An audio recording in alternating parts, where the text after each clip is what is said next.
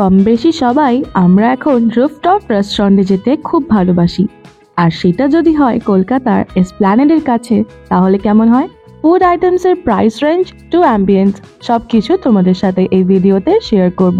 ভিডিওটা দেখতে থাকো, আশা করি তোমাদের হেল্প হবে এবং ভালো লাগবে।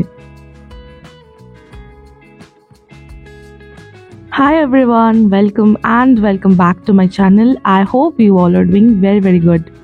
আমরা এখন এসে গেছি দ্য লিন্ডসে মানে নিউ মার্কেটের ফায়ার ব্রিগেডের কাছে একটা রেস্টুরেন্টে।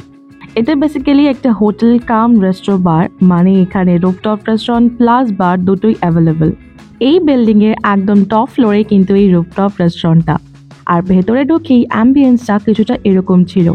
গোটা ওয়াল ডেকোরেশনসটা কিন্তু ছিল আমাদের প্রত্যেকটা বাঙালির best actor, singer, writer, song writer সবার উদ্দেশ্যে।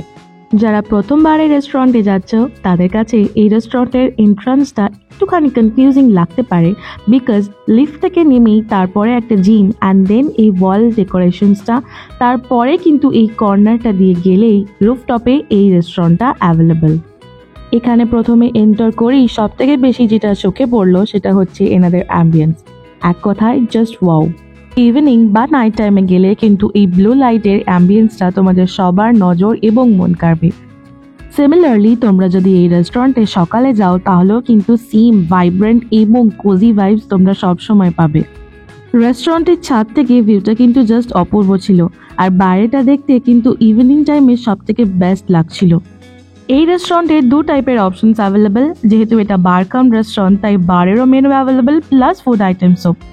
অ্যান্ড একটা কথা না বললেই নয়, এখানকার ফুড আইটেমসের প্রাইস রেঞ্জ কিন্তু একটু হায়ার সাইডে, তাই তোমাদের যদি কোনো অসুবিধা না থাকে তাহলে কিন্তু এই জায়গাটায় এসো। আর নতুন জায়গায় এক্সপ্লোর করার জন্য এই জায়গাটা জাস্ট পারফেক্ট। এনাদের কিন্তু আগে থেকে টেবিল বুক করারও সিস্টেম আছে, আপনারা যদি চান তাহলে জোম্যাটো বা সুইগি থেকে এনাদের ওয়েবসাইটের থ্রু সেটা বুক করতে পারেন। অ্যান্ড ভিডিওর ডেসক্রিপশন বক্সটা চেক করে নেবেন ফর ফার্দার ডিটেলস। আমাদের খাবার অর্ডার দেওয়া হয়ে গেছে, আর ততক্ষণ চলো তোমাদেরকে রেস্টুরেন্টের চারপাশটা একটু ভালো করে ঘুরে দেখাই, আর তোমরাও এনজয় করতে থাকো। তোমরা যদি আমার চ্যানেলে নতুন ভিজিট করে থাকো তাহলে অবশ্যই চ্যানেলটা সাবস্ক্রাইব করে দিও, আর ভিডিওটা ভালো লাগলে লাইক, কমেন্ট অ্যান্ড সবার সাথে শেয়ার করো। অলসো আমার ভিডিওটা যদি তোমরা আমার ফেসবুক পেজ থেকে দেখো তাহলে পেজটা ফলো করতে একদম ভুলো না, আর ভিডিওটা ভালো লাগলে লাইক, কমেন্ট অ্যান্ড শেয়ার করে দিও। যদিও তোমরা টাইটেলে এই রেস্টুরেন্টের নামটা দেখে নিয়েছো, বাট তাও আমি একবার বলে দিই, এই রেস্টুরেন্টের নাম blue and beyond the rooftop restro bar, আর এটা কিন্তু দ্য লিন্ডসে হোটেলেরই একটা পার্ট।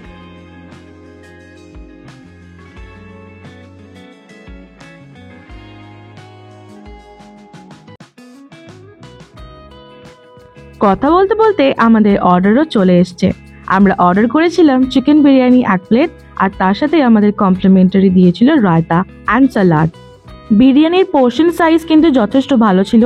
3 পিস চিকেন, 1 পিস আলু আর 1 পিস এগ ছিল, আর কোয়ান্টিটিটা কিন্তু আমাদের দুজনের জন্য একদম পারফেক্ট ছিল। বিরিয়ানির টেস্টটাও কিন্তু যথেষ্ট ভালো ছিল, কলকাতা বিরিয়ানির মতনই, বাট একটুখানি স্পাইসি, নট সো মাচ। তবে আমার একটাই কমপ্লেইন যে বিরিয়ানির আলুটা কিন্তু পারফেক্টলি বয়েল হয়নি, আর আমি যেহেতু বাঙালি তাই বিরিয়ানির আলু ভালো করে সেদ্ধ না হলে আমার কিন্তু বড্ড খারাপ লাগে। But other than that everything was okay. And most importantly ওখানকার স্টাফদের বিহেভিয়ারও কিন্তু খুব ভালো, প্রচণ্ড কোঅপারেটিভ।